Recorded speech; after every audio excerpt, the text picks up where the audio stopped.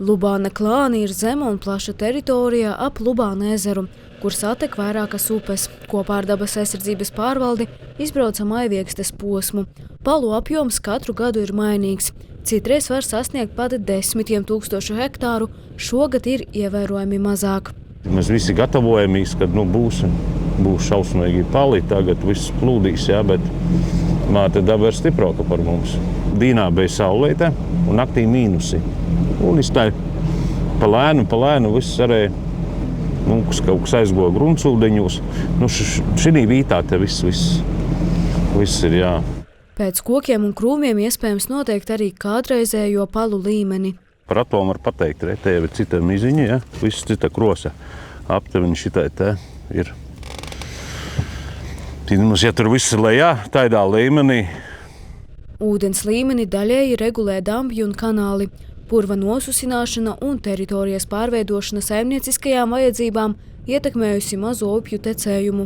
Kad agrāk, ja baigi smuki goja, te leja klūči, viss tāpat upe tecēja, tad jau iztaisnoja. Šitien tū rokotu taisēja, lai samazinot tū mitrumeņu, bet arī šūbreid, es ceru, pīdzēvot vēl tū, ka mums būs Latvijā spiecīgi eksperti, varbūt zinotnīki, kas spēs varbūt salāgot šos dabas vietības, šos zudušos upētis, tecējumu atjaunot.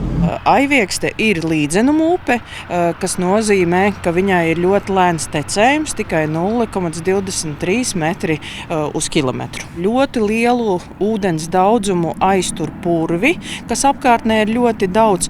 Lubāns ir Latvijā lielākais ezers, un tā platība ir vairāk nekā 80 kvadrātkilometri.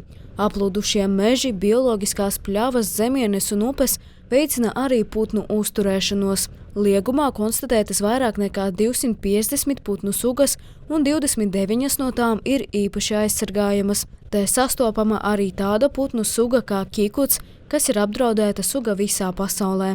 Jūras ērgļi pie mums dzīvo, zivjērgļi ligzdo, griezes, baltvaigu zīriņi. Un šobrīd arī visi ir laipni aicināti skatīties lielos zosu barus, kas caurceļo Latviju un kādam veiksminiekam var paveikties. Un viņš var arī ieraudzīt sarkankakla zosi vai īsknābja zosi. Līdz ar aplūdušajām teritorijām manāms arī bagātīgs zivju daudzums. Brauciena laikā pamanīts un izvilkts teju 10 metru garš nelegāli izlikts tīkls. Braucot pildiņu, tev ir jāredz, kur kāds kūks, pelde, tev visu laiku, Un šaidas te, kaut kādas pazemes vai svaigs kūceņš un tī pludeņi rekā ļoti labi. Tāpatās otrumā ir kaut kas aizdomīgs, ir atsevišķi zareņi, bet pludeņu te secībā uzreiz ir pamanāma. Daudzi aktīvi izmanto iespēju ne tikai makškerēt, bet arī laivot. Jāņem vērā, ka orientēties šajā teritorijā ir grūti. Помогает, рыба больше заходит. Palīdz, ir vairāk zivju, kad ir pacelts ūdens, arī maškerējas labi, bet, kad ūdens līmenis pazeminās, tad vairs nav tik labs loms. Laika apstākļiem kļūstot siltākiem, ūdens līmenis Lubāna klānos krītas, tomēr aplūdušās teritorijas var apskatīt vēl tuvākās nedēļas.